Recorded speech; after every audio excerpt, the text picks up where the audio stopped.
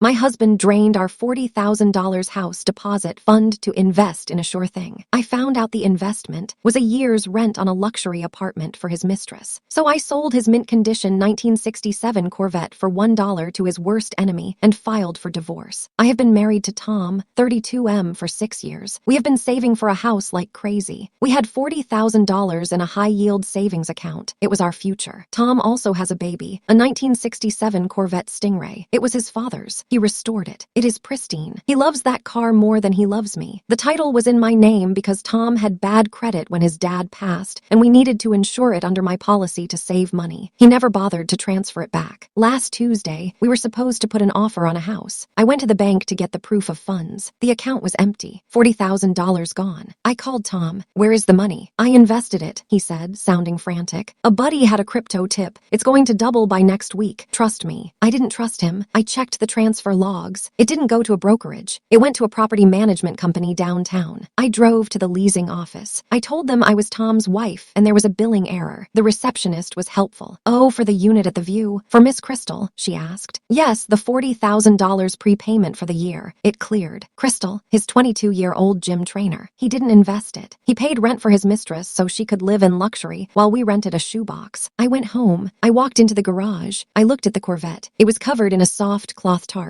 I knew a guy named Miller. Miller was Tom's high school rival. They hated each other. Miller had always wanted that car. He had offered to buy it for $60,000 years ago, and Tom had laughed in his face. I called Miller. Do you still want the Corvette? Is this a joke? Miller asked. No, I'm selling it today, right now. How much? $1, I said. But you have to come get it in the next hour, and you have to drive it past Tom's office. Miller was there in 15 minutes. I signed the title over. I wrote up a bill of sale. Sold to Miller for $1. I took the dollar bill and taped it to the fridge. Miller drove off, revving the engine. I packed my bags. 2 hours later, Tom called me. He was screaming. Why is Miller driving my car? He just did a burnout in the company parking lot. He waved at me. It wasn't your car, I said. The title was in my name, and I sold it to recover the $1 I had left after you spent our life savings on Crystal. You can't do that. That car is worth $80,000, and our marriage was worth more, I said. Check the fridge. Your share of the sale is there. I hung up. In the divorce, the judge ruled that since the car was titled to me, I had the right to sell it. However, because I sold it below market value, half of the actual value, $40,000, was deducted from my share of the remaining assets. Guess what? That exactly canceled out the $40,000 he stole from our savings. It was a wash. He lost the money. He lost the girl. She couldn't pay rent after the lease was up. And he lost the car to his nemesis. Miller sends him pictures of the car every month. He painted it pink. So, dear viewers, was I wrong for hitting him where it hurt most?